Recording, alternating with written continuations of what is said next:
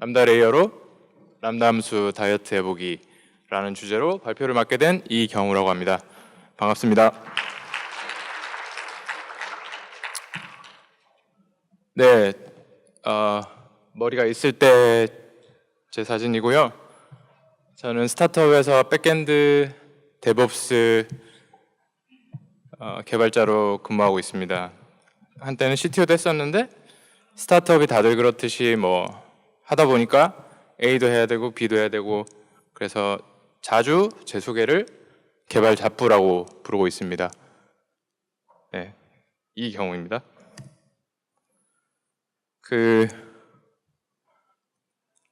리인벤트를 이제 저도 다녀왔거든요. 그래서 왼쪽이랑 오른쪽 세션 지금 조금 전에 끝난 것 같은데 이걸 좀 제가 소리가 계속 커졌다 작아졌다 하시죠? 들고 하겠습니다. 고개를 자꾸 돌려가지고요. 리인벤트에 제가 말씀을 드리고 싶은 것은 굉장히 많은 사람들이 오셨다는 것, 그리고 지금 제가 첨부한 사진이 예전에 제가 이제 갔을 때 마지막 날 전날 모습이고요. 왼쪽 위에 있는 사진이 거의 행사가 끝날 무렵에 람다 레이어에 대한 신기능 발표가 끝났고 그 람다 레이어의 세션을 듣기 위해서 줄 서 있는 사람들의 모습을 제가 기분이 좋아서 찍었습니다. 왜냐하면은 그 아까 모바일 앱으로 막 신청해서 간다고 하는 거 보셨잖아요. 제가 신청을 실패했는데 그래도 줄 서면 들어갈 수 있거든요. 근데 줄이 제 앞에 너무 길어가지고 낙담하던 차에 뒤를 보니까 엄청 많은 사람들이 서 있어서 뿌듯해서 한번 찍어봤습니다. 되게 인기 있는 세션에 오신 것을 환영합니다.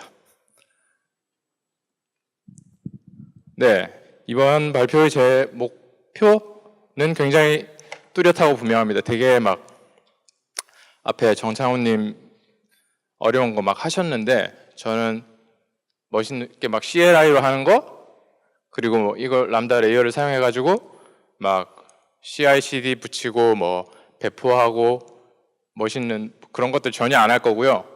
그냥 람다 레이어가 무엇인지 딱 이것만 할 거예요. 목표가 아주 뚜렷해요. 람다 레이어. 혹시 여기 람다 잘들 아시나요? 모르시는 분들 계시죠? 저는 그분들을 노리고 있습니다. 람다 레이어. 아마 레이어는 신기능인데 람다를 하시면 앞으로 필수적으로 사용하시게 될 거예요. 그래서 람다와 레이어를 같이 묶어서 뭉뚱그려서 설명을 드릴 거고요. 그리고 제가 그 발표를 듣고 나서 지금 이 시간에 이 자리에 서서 여러분들에게 설명을 드리기 위해서 했던 여러 가지 데모 연습 중에 겪었던 저만의 실수들 그리고 장단점들 그리고 콘솔 화면에서 전부 다 진행할 거거든요. 그래서 뭐 그런 것들 보여드릴 거고요. 참고로 라이브 데모 없습니다. 뒤에는 할 건데요. 저는 여러분들이 소중한 시간을 막 실수하면서 보내고 싶지 않기 때문에 라이브 데모 같은 거 할 수가 없습니다. 우선 이제 간단하게 람다랑 마이크로 서비스 아키텍처에 대해서 조금 말씀을 드리고 가는 게 좋을 것 같아요. 기존에 저희가 이제 서비스를 운영할 때 커다란 하나의 애플리케이션에서 각각의 서비스를 담당하는 모듈 단위로 저희가 모듈화, 캡슐화 같은 것들을 하지만은 그것들을 완전히 분리된 실행 환경에서 돌리는 이제 시스템을 마이크로 서비스 그런 이제 설계 방식을 마이크로 서비스 아키텍처라고 하는데요. 아마존에서 제일 그런 마이크로 서비스 아키텍처를 위해서 강력하게 지원하는 컴퓨팅 기능이 람다 서비스고요. 그 람다 서비스가 저희가 표면적으로 따라서 이제 독립된 모듈을 구성한다라고 이야기를 하고 있고 실제로 작업을 해보시면 각자 실행 환경에 맞는 파일들만 모아서 AWS 위에 업로드를 하면 각자 실행 환경에 맞는 내용들만 돌아가요. 그런데 여기에서 주의할 점이 있습니다. 그 패키지 같은 것들이 있는데요. 예를 들어서 저희가 동일한 기능을 수행하는 A라는 패키지를 만들어서 1, 2, 3번 함수에서 끌어다 쓴다라고 했을 때 저희가 하나의 커다란 애플리케이션에서는 A라는 모듈 하나만 있으면 1번에서도 쓰고 2번에서도 쓰고 3번에서도 공이 쓸 수가 있는데 람다라는 이제 마이크로 서비스를 지원하는 서비스에 모듈들을 올리면은 이 A라는 외부 패키지 혹은 뭐 라이브러리를 저희가 가져다 쓰기가 요원해지는 거죠. 기존에는 그래서 그 모든 것들을 묶어서 서비스 내에 업로드를 해야 했습니다. 그러니까 결과적으로는 패키지 사이즈가 증가하는 그런 약간 역설적인 결과가 났습니다. 해서 람다 레이어를 AWS에서 발표를 이제 작년 늦은 가을께 했는데요. 람다 레이어는 방금 전에 말씀드렸던 이런 모순점을 해결하기 위해서 새로 도입된 지원 기능이고요. 방금 말씀드린 그 A라는 기능을 레이어라는 이름으로 밖으로 빼서 저희가 람다를 실행할 때 런타임에 해당 A라는 모듈을 불러와서 밑에 깔아두고 해당 함수를 실행할 수 있게끔 하는 기능입니다. 정창훈님께서 발표하신 런타임 같은 것들도 이런 상황에서 밑에 깔리는 레이어로 저희가 이해를 하고 실행 환경을 계속 업데이트하면서 여태까지 도커 이미지 같은 것들이 계속 빌드되는 거랑 비슷하다고 보시면 되고요. 그래서 반복적으로 사용하는 함수, 프레임워크 패키지 이런 것들을 전부 다 람다 레이어로 빼고 제가 실제로 서비스하는 서비스 모듈, 실질적인 로직에 집중하고 배포할 때 경량화돼서 가벼워지고 이런 것들을 효과를 기대를 할 수가 있습니다. 관심사 분리 같은 것들도 굉장히 중요한 이슈죠. 콘솔을 보시면은 대략 이제 다 깨져서 나오네요. 어차피 제가 이따 크게 보여드릴 테니까 신경 안 쓰셔도 됩니다. 엄청 깨져서 나오네. 네, 이 부분 넘어갈게요. CLI 아까 제가 안 한다고 말씀드렸는데 저 약속을 잘 안 지키기 때문에 간단하게 설명만 드릴게요. 그래서 람다 레이어를 위해서 등장한 CLI의 업데이트는 기존의 람다 펑션을 생성하고 업데이트하는 곳에 어떤 레이어를 사용한 람다 함수를 만들 것인가 부분이 이제 업데이트가 되었고요. 람다 레이어는 해당 기능이 레이어를 리스트업 한다든지 만든다든지 지운다든지 이런 것들이 있습니다. 그리고 레이어는 버전이 있거든요. 그 부분은 이제 지금 설명을 드리겠습니다. 창훈님 발표하는 중에 OPT 디렉토리가 이야기가 나왔었는데 람다를 실행시키면 그 독립된 함수라는 것이 이제 오전에 석찬님께서 말씀하셨던 것처럼 VM 위에서 돌아간다고 했었던 거 기억나시는지 모르겠습니다. 그래서 그 독립된 실행 환경 위에 OPT라는 디렉토리가 생성이 되고 그 OPT라는 디렉토리 위에 저희가 사용하기로 결정한 람다의 레이어가 들어갑니다. 예를 들어서 저는 노드를 주로 사용해서 개발을 하는데요. 패키지 같은 것들은 노드 모듈즈라는 디렉토리에 모이게 되는데 저희가 레이어를 사용해서 노드 모듈즈를 쓰려고 하면 그 노드 모듈즈가 /opt 뒤에 이제 /node modules 하는 디렉토리 밑으로 들어가고요. 총 여기 안 나오네.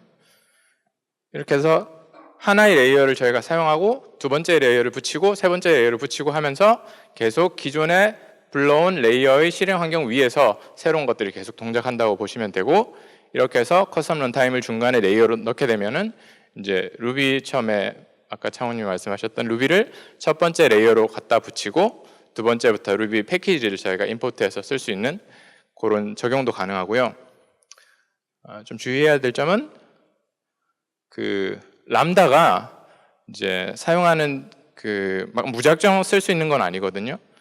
람다도 EC2도 모두 자동으로 이렇게 스케일 업 앤 다운, 인 앤 아웃을 할 수 있는 기능들이 있는데 저희가 그 부분을 크게 신경 쓰지 않아도 될 것을 되게 강조를 하는데 실질적인 리밋이 있습니다. 그래서 concurrent execution이라고 해서 동시에 일어나는 함수 같은 경우에는 1000건으로 제한을 하고 있고요. 되게 규모가 커지면은 동시다발적으로 일어나는 함수 같은 것들은 1000건을 넘을 수가 있을 것 같아요. 이런 것들은 근데 지원을 요청하면은 그 리밋을 좀 풀어준다고 하더라고요.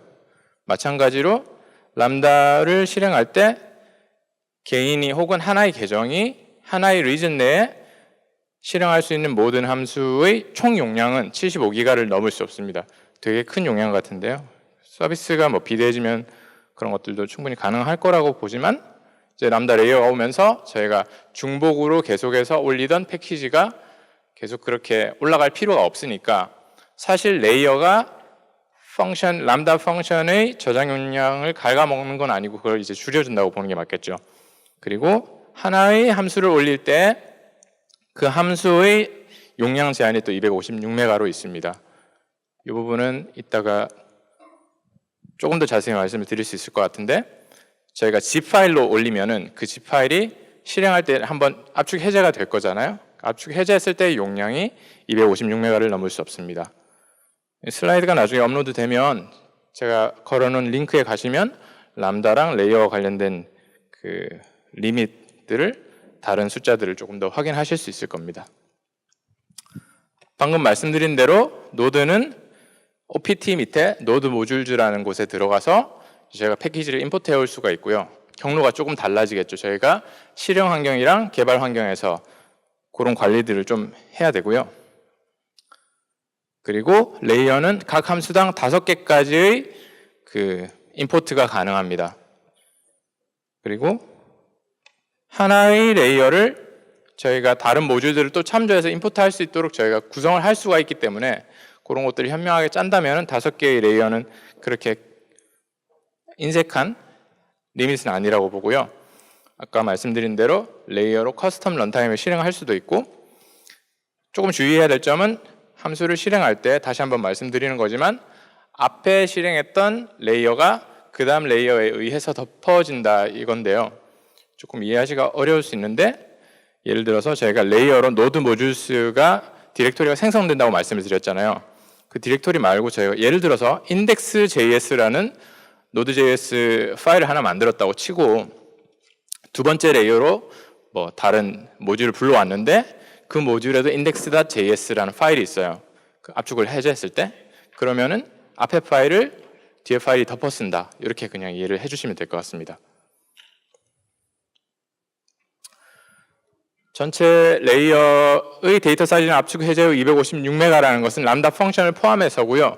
콘솔 화면에 해당 사항이 그 확인이 가능하니까 거기에서 보시고 해도 되고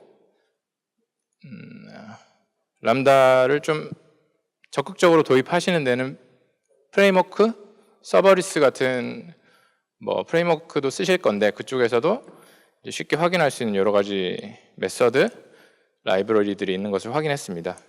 좀 주의를 하셔야 될 부분일 것 같고요.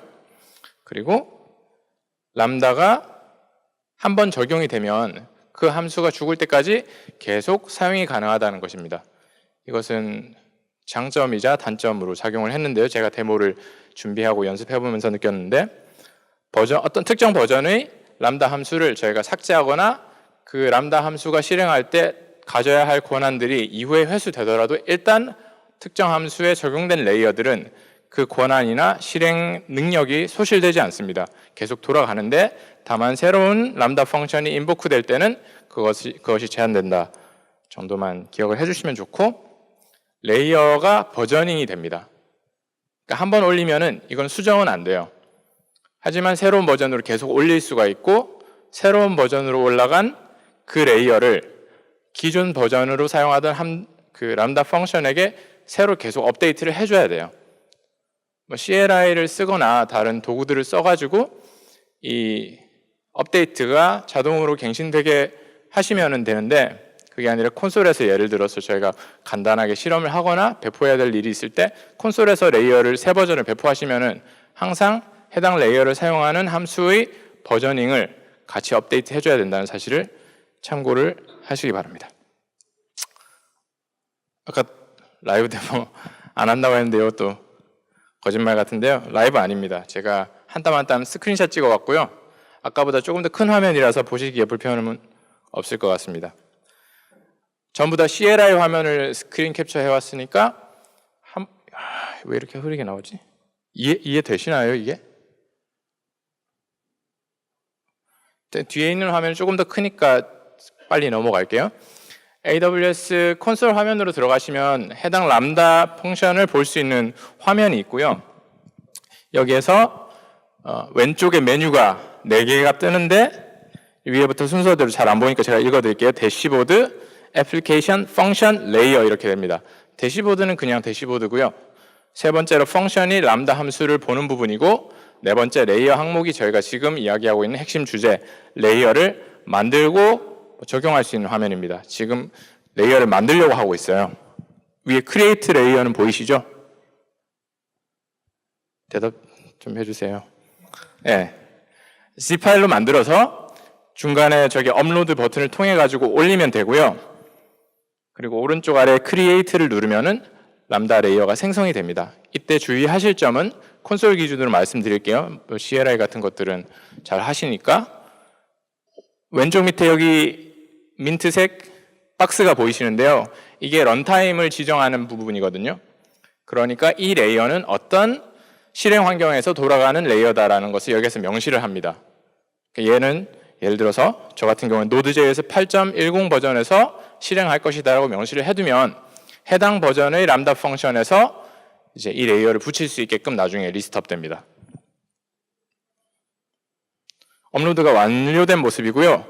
지금 몇 칸 없는데 위에 보시면은 레이어 버전 디테일이 있습니다. 하나밖에 없죠.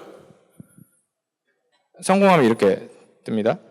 그리고 이제 함수로 돌아가면 이 화면은 보신 분들이 계시겠지만 이게 디자이너라는 탭이 있거든요. 그쪽에 가면 이제 좀 시각적으로 람다 함수가 앞에 있는 서비스, 뒤에 있는 서비스 어떻게 물리는지를 보여주는데 가운데에 제가 데모라는 이름으로 람다 함수를 만들었고 그 아래쪽에 레이어즈라는 탭이 하나 더 있는 걸 보실 수가 있습니다.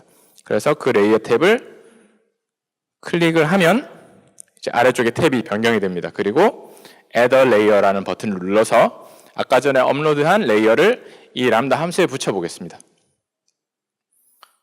이런 화면으로 넘어가는데요. 조금 전에 말씀드렸던 대로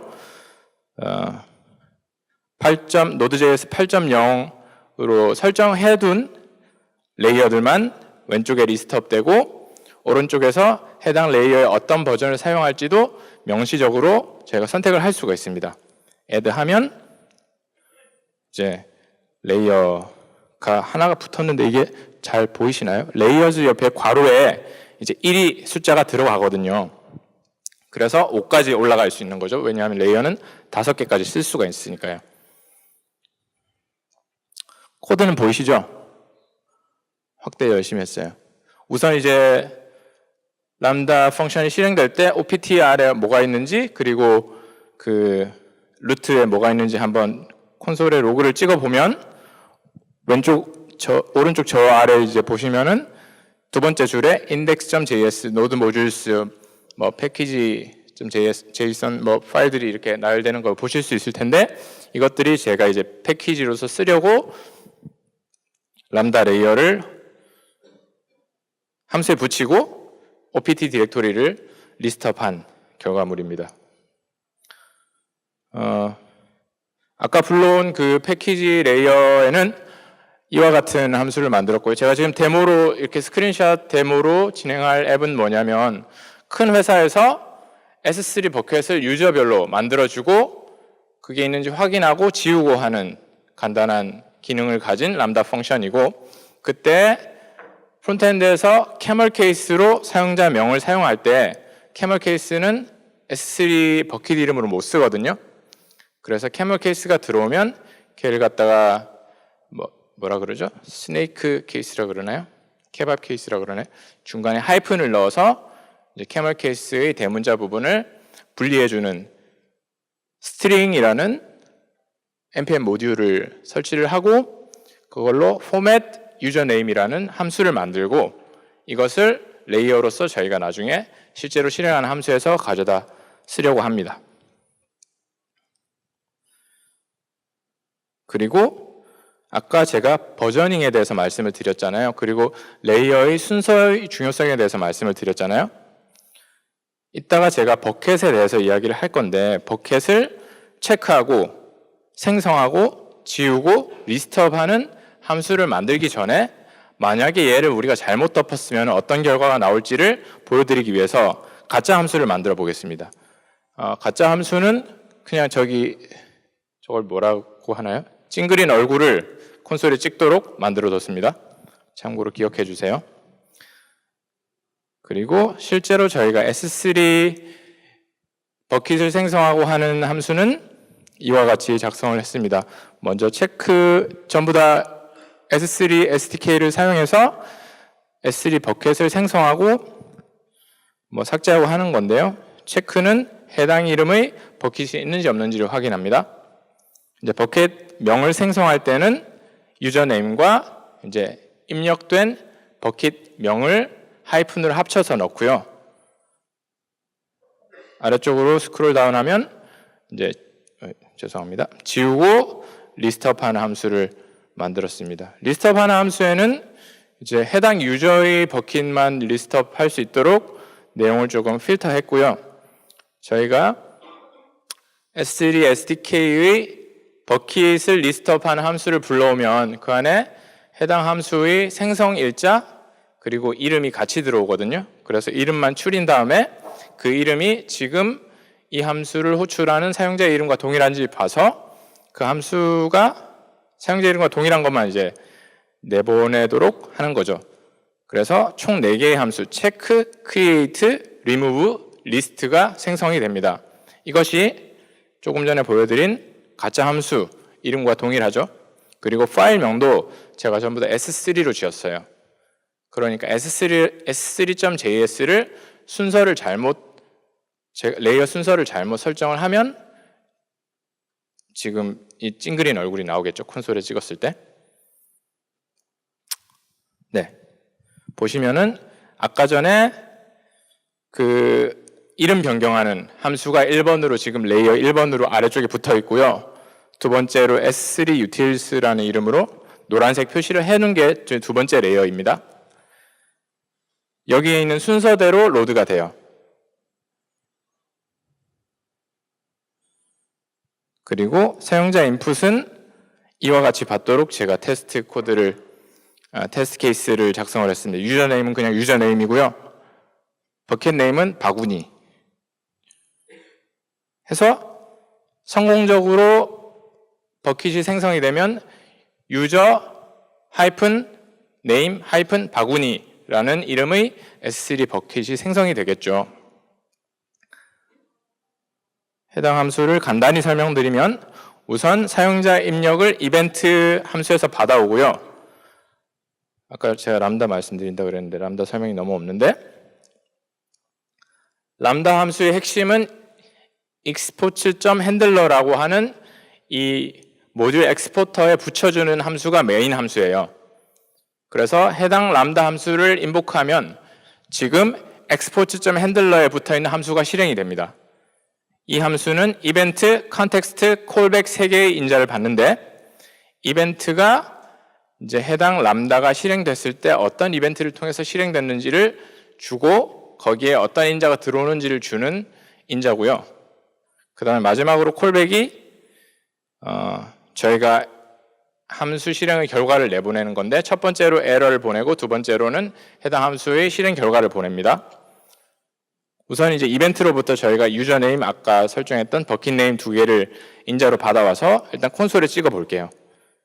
그러면은 오른쪽 아래에 유저 그 하이픈 네임이고 바구니가 만들어졌죠. 그리고 create 해서 해당 유저네임과 해당 버킷 이름의 입력된 S3 버킷을 생성하고 기다렸다가 여기 지금 await이 빠졌는데 그 함수가 제대로 생성이 됐는지를 확인하는 리스트 함수를 동시에 실행하는 게 이 람다 펑션의 메인 기능입니다.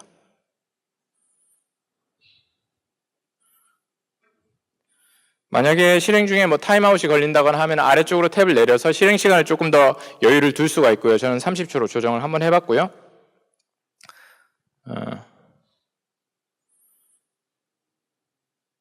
네, 조금 전에 보여드렸던 그 메인 함수 다시 한번 확인해 조금 길게 이게 수정이 되어 있네요.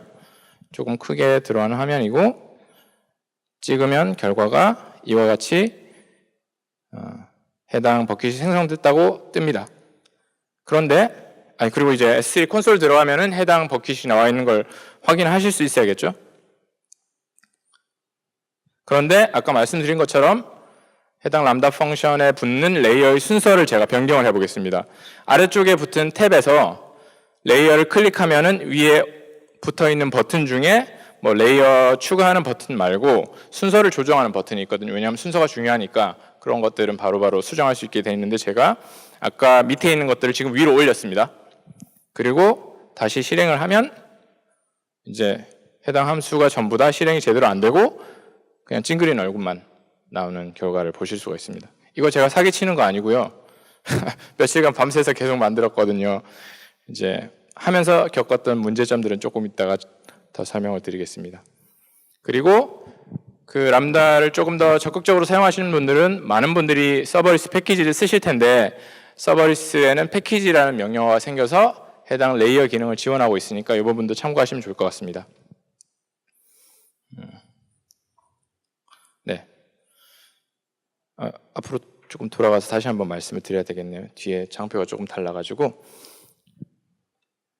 하면서 조금 불편했던 점이 있는데요. 제가 아까 그 레이어를 계속 업데이트 해줘야 된다는 말씀을 드렸잖아요.